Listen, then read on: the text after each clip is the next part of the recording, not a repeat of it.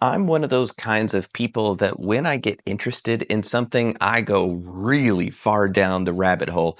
I will spend hours a day for days on end for months researching and looking up stuff and buying way too many PDFs off drive-through RPG. Like, holy cow, my library is stocked. I would never have to buy another game ever and still be set for my great great great grandchildren. Is that going to stop me? No, but I don't have to, but I'm compelled. Anyway, when I was first getting interested in solo role-playing games and that blowing my mind, I went down that rabbit hole real hard, and I had a lot of questions, and I saw a lot of the same questions come up when I was looking up the answers for myself. And now that I've really dug in, I want to share some of my thoughts and ideas and approaches to these questions.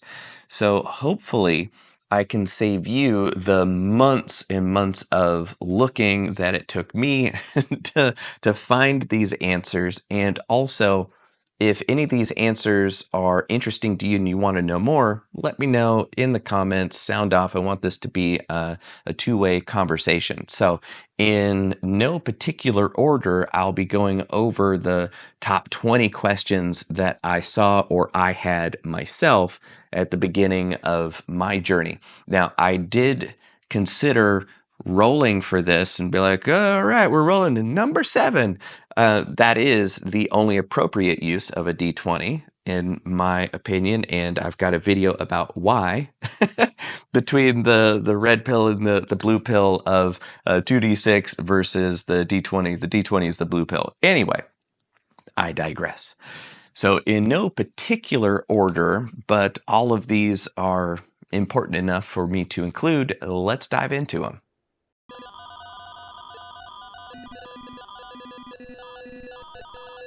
The first question is, what is solo role-playing?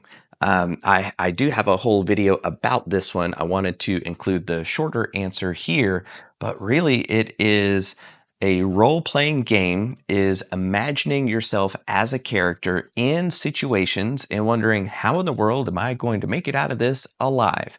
And navigating through challenges, and when there is massive uncertainty and it could be a wild ride either way you decide to go, that's when you roll dice to introduce a certain level of chaos and uncertainty that gets you out of the rut of just doing what you assume. And if you are interested about finding out more about that and the role of oracles in role-playing games, I've got a video about that one too. So that is the short answer of what a role-playing game is. You're playing the role of a character in a world of your own imagination, and then having some sort of random element to spice it up. Next question is, how do you play a role-playing game by yourself? And really, there's no end to the creativity and different ways that you could do this. Every single person could have 100 different ways that you play a role-playing game.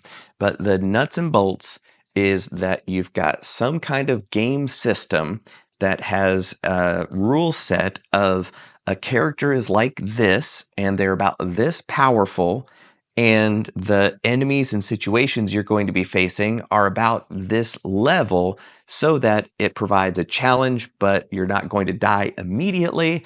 And then you've got rules for how to handle different situations. And then since you're rolling solo, you're rolling Stag, name of the channel. You also have other elements of randomization of who appears, what happens next, and those are oracles and different rolling tables, which we'll get into here in just a little bit as well.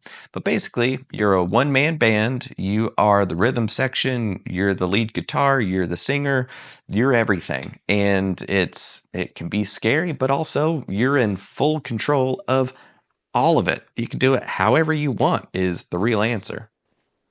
A logical follow-up to that is, what tools or resources do I need to start playing a solo role-playing game? Well, the first thing is a rule set. That's it. Like Dungeons and Dragons, cool. Work with it. Pathfinder, go for it. DC 20, go for it when it's out of its Kickstarter. Any kind of rule system, go for it. And then you need some dice for randomization. If you don't have physical dice, you could use a phone app. It's super easy. If you don't have a phone app and you don't have dice, but you have a pencil around, well, a pencil has 6 sides. Cut it down and then mark the top side with a 1, turn it once, knock 2 notches into that one, put 3 notches into that side, 4 notches into that one, 5 and 6, and now you've got a 6-sided die. Easy. So there are ways to figure this out. So, and then the last thing you need, some paper and pens or a program where you can record what happens or keep track of your character stats and all the important stuff that you have to manage through time. Have some place to put that because it can be a lot to remember and the paper never forgets. So that's why you want to record stuff. But that's really it. There's all sorts of stuff you can have and you'll eventually amass a whole bunch of tools. But to begin with, a rule system, paper, pencil, some dice, you're good to go. Now, the next question is, what's a good rule system for solo role-playing? Well, I kind of found my way in through Starforged. Starforged is kind of built for solo role-players because all the stuff you would ever need that you would kind of have to assemble from a little bit from over here, a little bit from over there, and maybe some of this from somewhere else. All that stuff is baked in. All the moves, all the randomization, everything, the tables, the oracles, what happens next, how do we figure out where we're going, what's there when we get there, all in there to begin with. So if you're looking for an all-in-one place, that can be a good place to start, especially if you like sci-fi. If you don't like sci-fi, the game before Starforge from the same guy is Ironsworn, and that's kind of like a sword and sorcery world. So if you want that side of it built for solo, cool, do that. If you want Starforged, go for that. How do you handle character creation for solo role-playing? Well, you basically just follow the directions for whatever game system you're using. There's a cool system called Traveler. Mongoose Traveler 2nd Edition is my personal favorite. I love that. It is wacky because you kind of play a mini game to create the storyline and life events that give yield to your character. And they've got their skills and stats and all that kind of stuff. But usually it's a process of defining their personal characteristics or attributes and then their modifiers for how special instances play out differently because they're good at this thing, but in this situation, they're going to be really bad at it. So even if they roll good, they're going to have to knock that down a couple numbers, right? That kind of thing. Then skills or the class or whatever, however you want to call it, you just go through the steps and at the end, you've got a character. Now, there can be a couple of ways to approach it where you're like, I know exactly who I want to be in the character that I want. That's how most people start. That's not how I would recommend you do it. I recommend that you let go of that precious baby of a character that you are so attached to because it'll be too precious and you'll be too invested in it. Instead, just go total random. Roll it up at complete random, and whatever random character you get, put them in all sorts of heinous situations, and you won't have that emotional attachment of, oh, my baby. You'd be like, well, let's see what this guy can endure, and then go for it. Now, a similar question to one we just kind of answered are, what are some of the most popular solo role-playing systems or frameworks out there? So from a game running standpoint, I mean, Dungeons and Dragons is the 800-pound gorilla in this world. And then from there, the just world explodes, because any kind of major system you can run solo. Then you've got a whole plethora of independent creators making solo specific game rules and oracles together, kind of like Starforged and Ironsworn together, right? So they're kind of fully fleshed out for solo role players. But then there are some rules and stuff like these guys, like Outsiders, which have a whole bunch of adventures and roll on these tables for if you're at this point. It's kind of like choose your own adventure, but with some randomization thrown in, not just take your pick of one or two. It's more of like, if you're here, this is what's going to happen, and then roll on. Like it's cool. So there's all sorts of different game master emulators. So not just the game system, here's how to adjudicate how your character resolves uncertainty, which is kind of what the rules are for.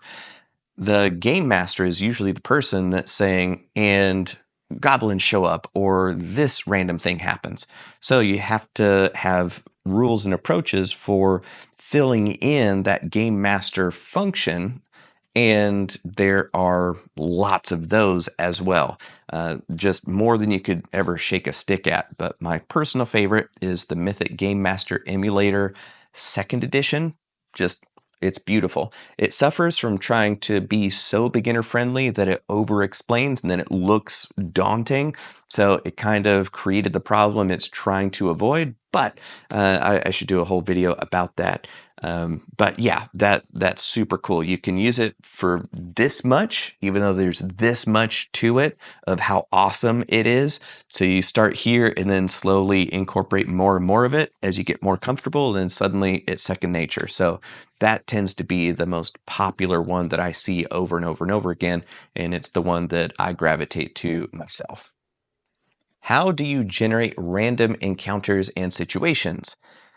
Well, there are lots of ways. We've already touched on some, which is where you would have a table full of options, maybe 10 options, you roll a d10. You got 20 options, roll a d20. You've got 100 options, roll a d100 to see what happens. Or it might be two different tables of adjective that modifies the subject or the noun that you're rolling on. So it'd be like a terrific beast or hapless criminal. And then you're like, okay, how does that fit into what's happening next? And then that's the creative part, is making sense of this totally random ass roll, and then making your character kind of understand what's going on, and then going, oh yeah, okay, I can make that work, and then fitting that into the experience.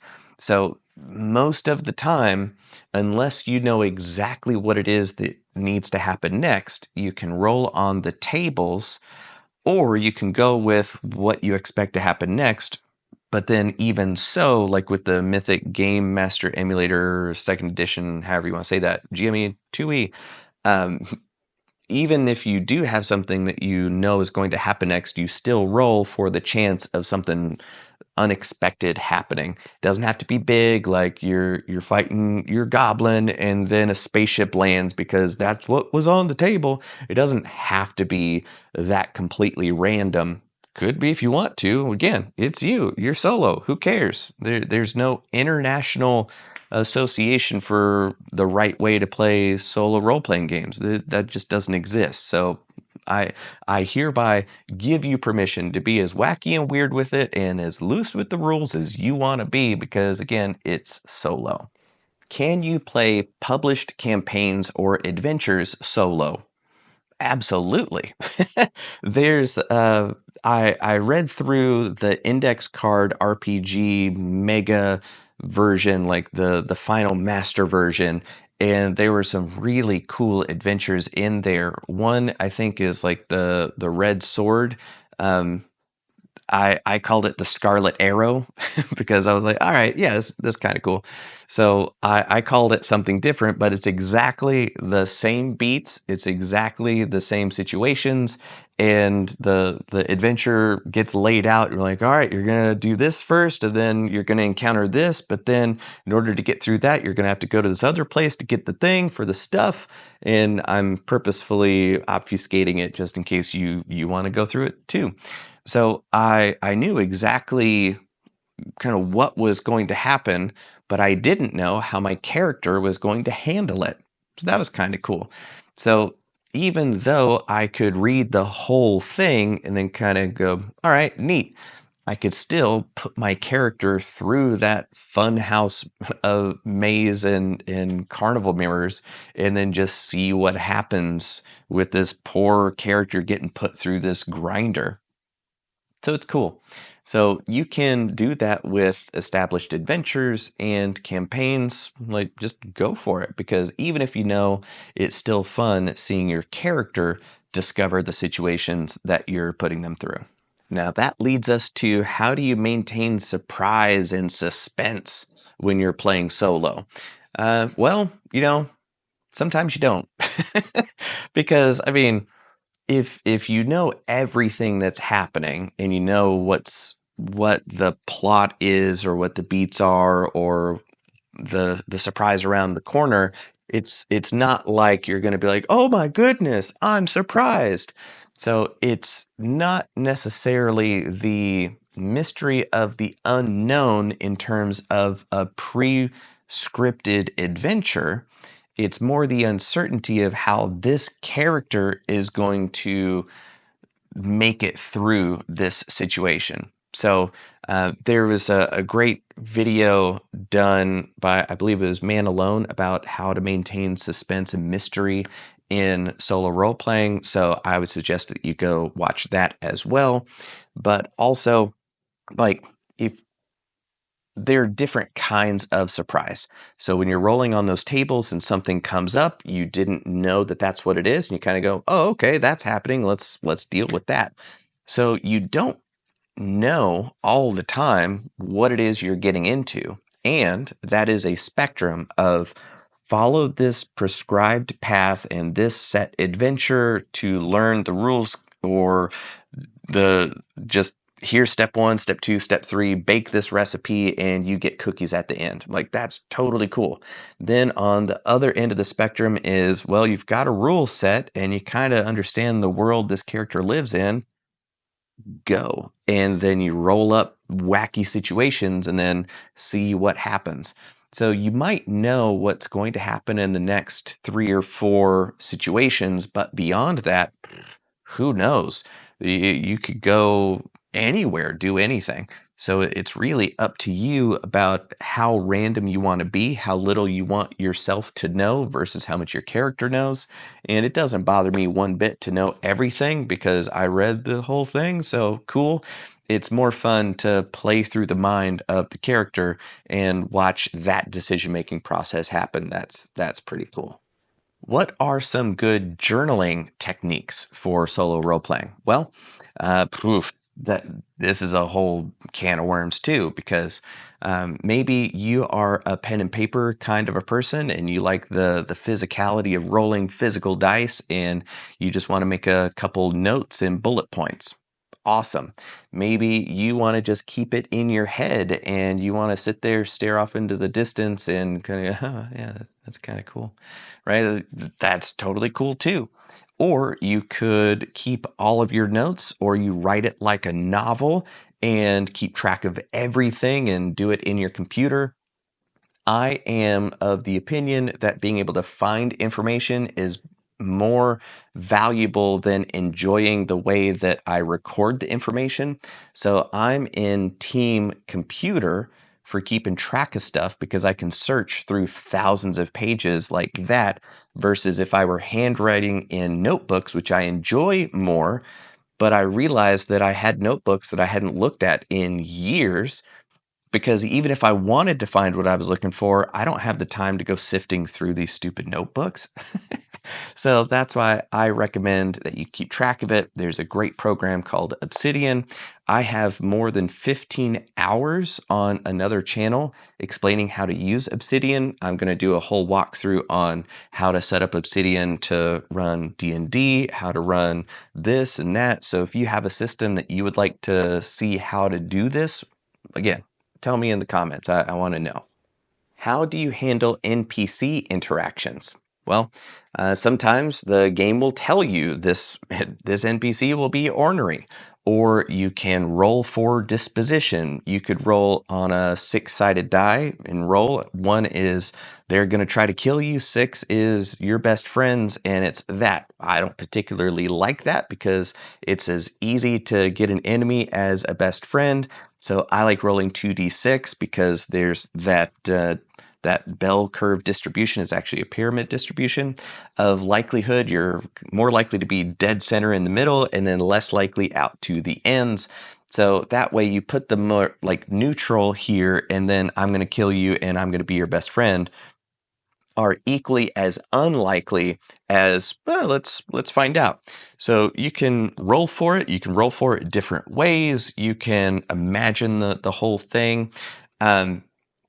Maybe you want to role play out loud all the NPCs, and you want to behave as this strange creature on the bus, and the adventurer, what would you like to see?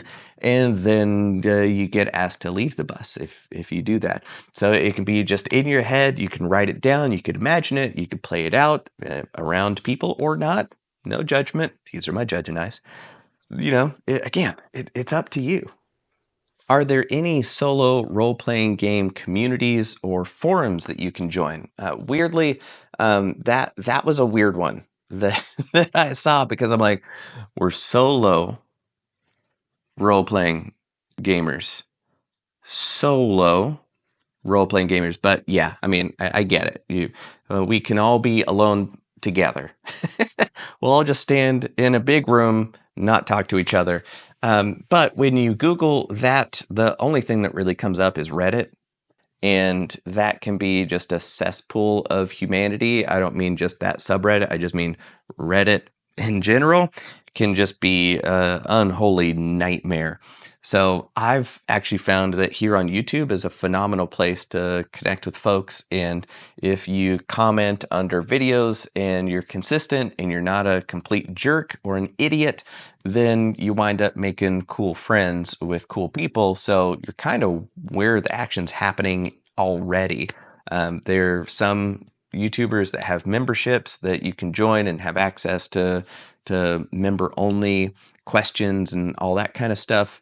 But I mean, is that something that you'd want? Like, do you want to be part of a solo role-playing community? Like I've built out communities for a whole bunch of different projects and stuff. I mean, I might do this for this. I don't know. But right now I'm having fun rolling Stag. How do you balance combat encounters? Good question. Glad you asked. Yeah, it's kind of weird because imagine that you are playing a 4-player video game and it's designed to have 4 players and there are that many bad guys coming at you. But then you're like, I'm going to play by myself and it's just you, but it's the same number of bad guys coming at you. You're not going to last very long. You're going to die pretty quick. So if a game, and most games are, built for characters to work with 3 to 5 other characters to handle any situations, your one character is going to be pretty hampered in terms of how well they're going to be able to navigate all the different kinds of situations that you're going to throw them into. So you can address this on either side of the equation. You can dial down the difficulty of the bad guys.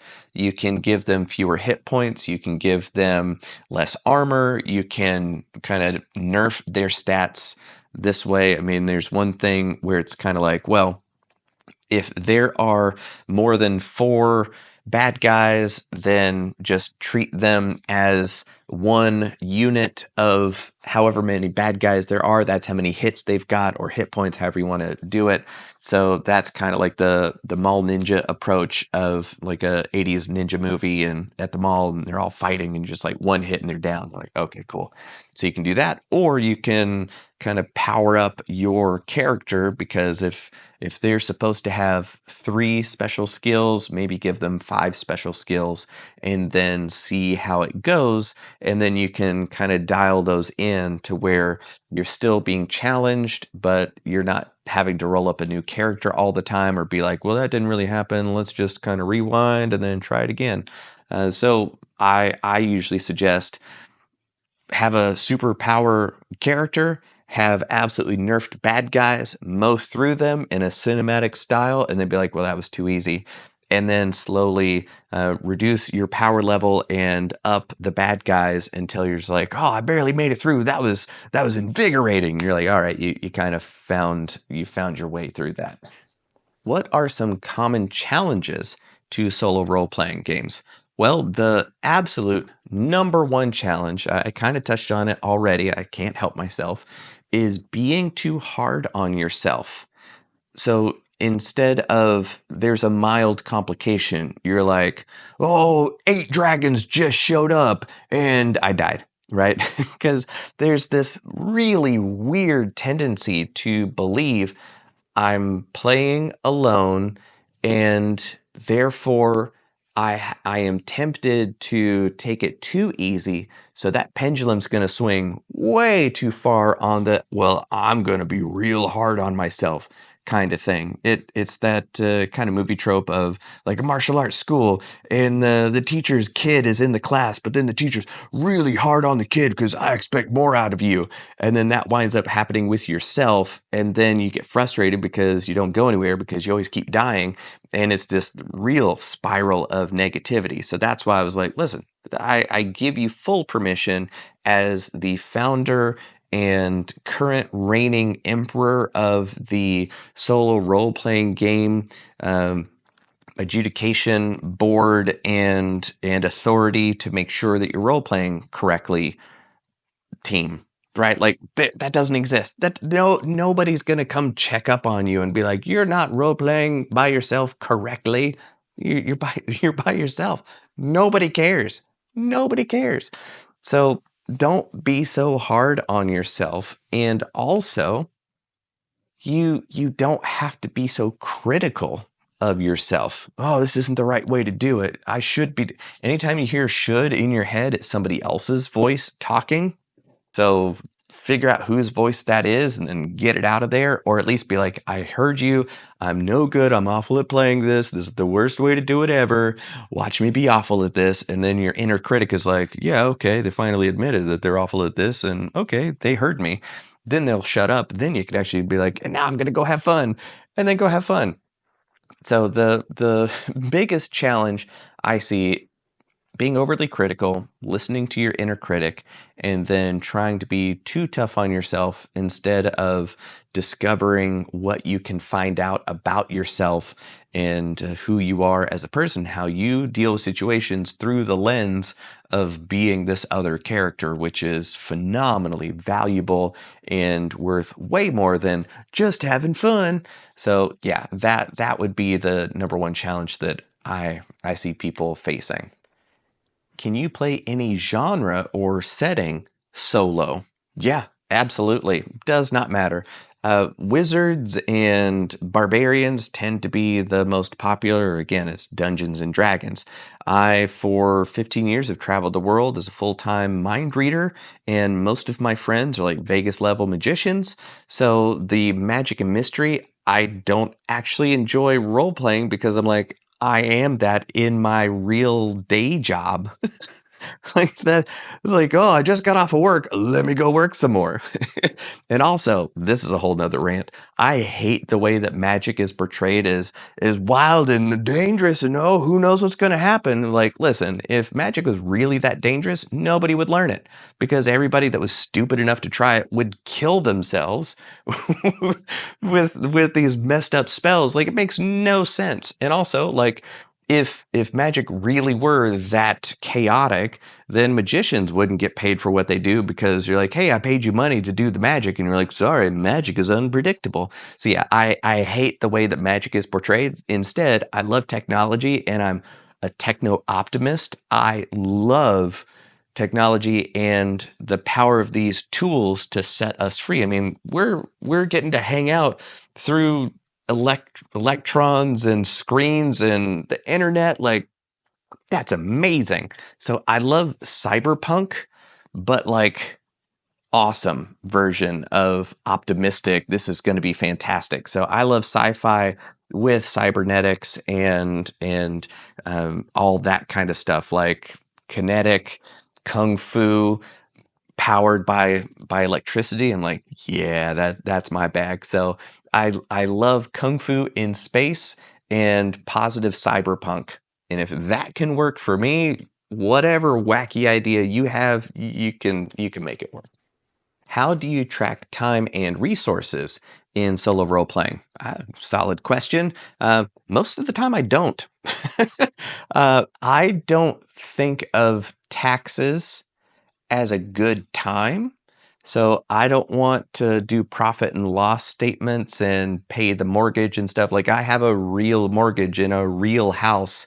I don't want to go role play me, but with pointy ears or something like that. That makes no sense to me. Like a traveler, it's all about how are we going to pay for this spaceship? I'm like, I already have a car payment too. Like, I don't want this in my games. So I don't keep track of it. I don't keep track of bullets. I don't keep track of most of that stuff.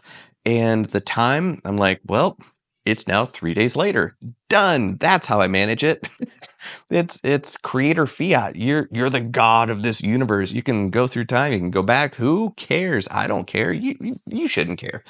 But you can be as fastidious as you want. You can keep track of every single thing and every purchase and make sure your checkbook balances. You can do all that stuff. You can use time clocks of every turn. You fill in one thing, and then when the time clock gets filled up, then the bad thing happens, or the suspense pays off, or whatever. All sorts of cool ways that you can do that. A kind of fun way of keeping track of materials is a step die system where you can start with a D12 or a D20 and you roll it. If it comes up a 1 or a 2, then you go down to the next smallest one. So if you rolled that D20, then it comes up a 1 or a 2, you go to a D12. So every time you use that resource, you roll this, and then when that comes up a 1 or a 2, you go down to a D10. And then you roll every time you use that resource, and then down to a D8, then a 6, then a 4, and then now you got a 50-50 shot of it being out. And then when you roll it, it's out. So depending on how much you have to keep track of, that can work. But yeah, there's any number of ways of doing it, from the tax preparation spreadsheet version all the way down to, yeah, I probably still have it, or I probably just ran out because, yeah, I've been shooting a lot. And it's one of those movies where the character never reloads their gun, but somehow they keep shooting bullets out of that 6-shooter. So that's weird. But you know what? Who cares? Again, it's your game. Play it how you want. Where are some good solo role-playing live play examples to learn from? Well, there's some solid channels. The one that immediately comes to my mind is Me, Myself, and Die. Dude, you're awesome. That is a fantastic channel. There are seasons of this character getting put through the rigmarole with different gaming systems and stuff. One thing to note is that he is a professional voice actor, and it is a creation for the camera, for us, the audience watching it. And that experience of watching it is way different from producing the video and that experience. So you don't have to think of yourself as I have to do it that way in order for it to be right.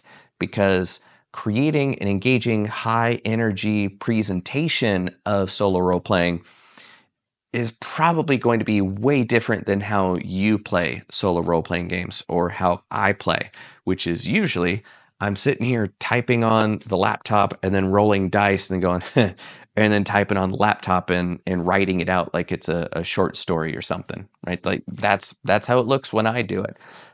So yeah, there's some other channels which kind of leads into the next question.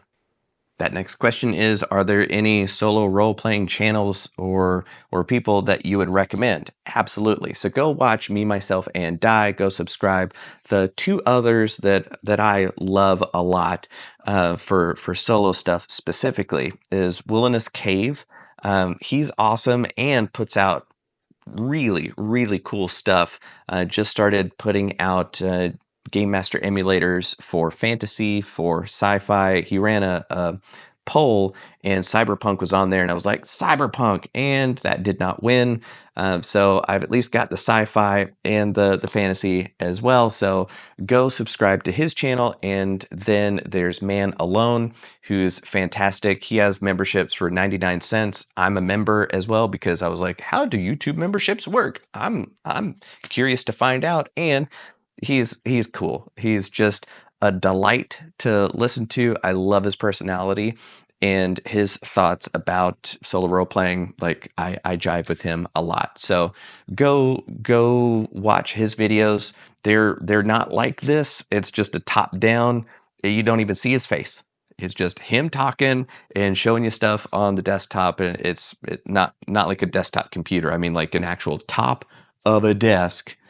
He's talking about stuff. So it's cool. So I will put them. I will mention them in the write up in the section below the video. So yeah, go look at them.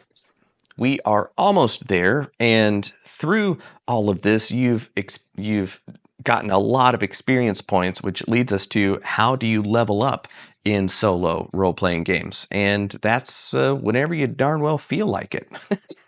I mean, you can start overpowered like you can for combat. You could also start super overpowered.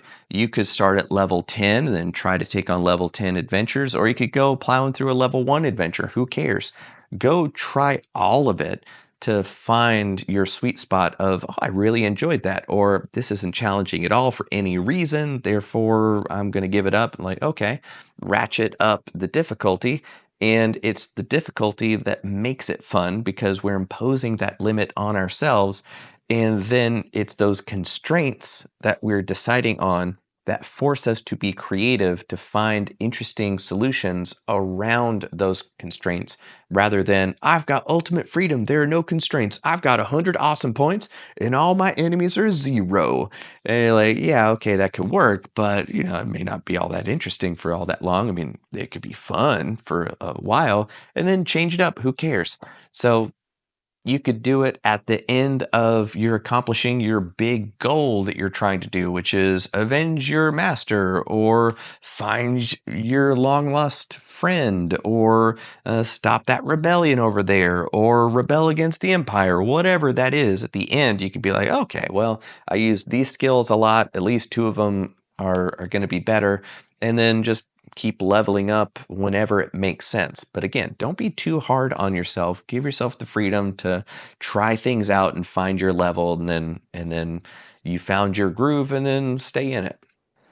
Last and not least is the final question, which is, how do you know when a solo adventure is finished? Good question. I like to think of it as artwork. A great piece of art is never finished, it's just abandoned. You might realize that, oh, I never went back to that campaign. I tried this thing out and then wound up spending the next 6 months on this thread. Okay, cool. So then you might go back and pick it up, or you're like, you know what? He had his time. He's doing great, and I'm gonna leave it where I left it. And you didn't decide to do that. You just realized that it was that way. So don't be afraid of bouncing around, of trying this out, try that out, never come back to it. Who cares, right? Again, it's all an exploration. It's all intelligence, being intelligent and having fun of discovering yourself. So that's why I did put this one at the end, because it made the most sense. How do you know when it's finished? We're like, well, when it's done. But you know, we're just going to abandon this video, but not before you give it a like if you enjoyed it. Comment with any of your thoughts. I would love to hear from you. And if you're feeling froggy and you want to make it official, subscribe to the channel for more stuff about this and other deep dives into solo role playing, and also the occasional general role playing with people thoughts, because I do that every once in a while as well. So yeah, that's it. I'm going to trust YouTube to show you the next video of mine that it thinks that you would get a lot of value out of. And if you're still here, amazing. Congratulations. You made it to the final boss. You win this video. See you in the next one.